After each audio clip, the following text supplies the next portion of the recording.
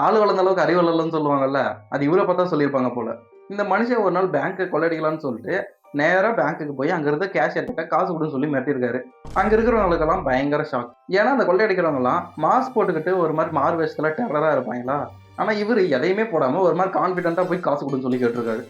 குழப்பத்துல இருக்கிறவங்கள மேலும் குழப்புற மாரி, எனக்கு ஃபேஸ் இருக்கு. பட் இன்விசிபிளா இருக்குன்னு சொல்லி காச வாங்கிட்டு வீட்டுக்கு கிளம்பிடுறாரு. கொஞ்ச நேரத்திலேயே போலீஸ் வந்து இவர் வீட்டு கதவ தட்டுறாங்க. இவரும் டோர தொறந்து பார்த்துட்டு பயங்கரமா ஷாக் ஆயிடுறாரு. "போலீஸ்கார், போலீஸ்கார் என்ன எப்படி கண்டுபிடிச்சீங்கன்னு?" கேட்கிறாரு.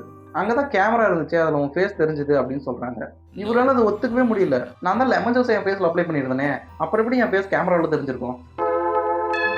எஸ். கொஞ்ச நாளைக்கு முன்னாடி ஒரு டாக்குமெண்ட்ரில லெமன வச்சு ஏதாவது எழுதுனோம்னா, அது இன்விசிபிளா இருக்கும். ஒன்ஸ் அத நம்ம ஹீட் பண்ணோம்னா, அது விசிபிள் ஆயிரும்ன்றத பார்க்குறாரு. அதே மாரி லெமன எடுத்து நம்ம ஃபேஸ்ல அப்ளை பண்ணோம்னா, நம்ம ஃபேஸ் இன்விசிபிள் ஆயிரும்னு சொல்லி கேமரா எடுத்து ஃபோட்டோ புடிச்சு பார்த்துருக்காரு.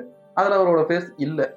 ஏன்னா லெமன எடுத்து இவர் ஃபேஸ்ல அப்ளை பண்ணும்போது, லைட்டா அவர் கண்ணுல ஊத்திருச்சு போல. அதனால கேமராவ எடுத்து அப்படிக்கா புடிச்சு ஃபோட்டோ எடுத்துட்டாரு. அதனால அவரோட ஃபேஸ் அந்த ஃபோட்டோல இல்ல. முழுசா வளர்ந்த ஒரு மனுஷன் எந்த அளவுக்கு புத்திசாலித்தனமா யோசிச்சிருக்காருன்னு பாருங்க.